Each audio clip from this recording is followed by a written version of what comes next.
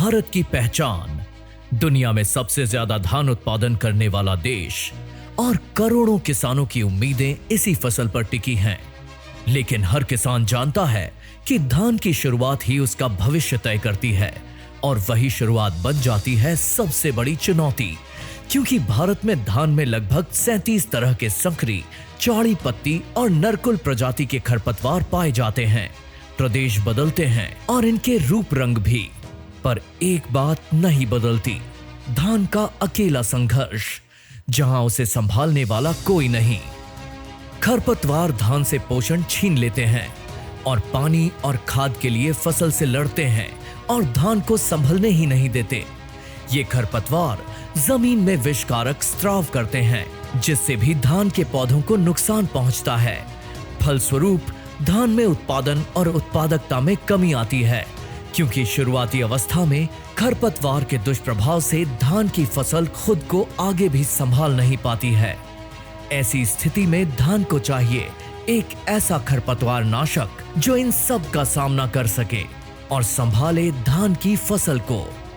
किसान भाइयों की इन परेशानियों को भारत की तेजी से बढ़ती स्वदेशी कंपनी सफायर क्रॉप साइंस समझती है, इसलिए लेकर आई है धान का नया ताकतवर खरपतवार नाशक, जो है विश्वसनीय बैनियन टेक्नोलॉजी पर आधारित तंजोर, जो सब संभाल लेगा।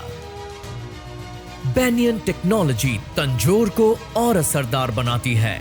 ये दवा को पानी में लंबे समय तक टिकाए रखती है, जिससे खरपतवारों पर लगातार नियंत्रण मिलता है। इसकी सुपर स्प्रेडर क्षमता तंजोर को पानी में तुरंत फैला देती है और खरपतवार जैसे ही उगते हैं उन पर असर शुरू हो जाता है। हाइड्रोफोबिक स्वभाव और बेहद महीन कण दवा को खरपतवार में तुरंत घुसने में मदद करते हैं, जिससे असर और तेज होता है।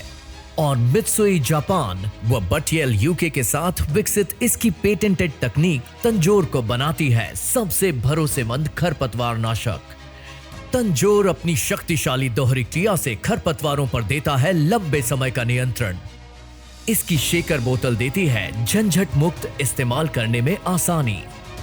तंजोर सिर्फ एक दवा नहीं, किसान की मेहनत की सुरक्षा का वादा है। खरपतवारों के प्रभावी नियंत्रण से फसल में ज्यादा फुटाव आता है और मिलती है किसान भाइयों को ज्यादा पैदावार। रोपित धान में इस्तेमाल करें तंजोर। 500 मिलीलीटर प्रति एकड़ की दर से रोपाई के 3 दिन के अंदर।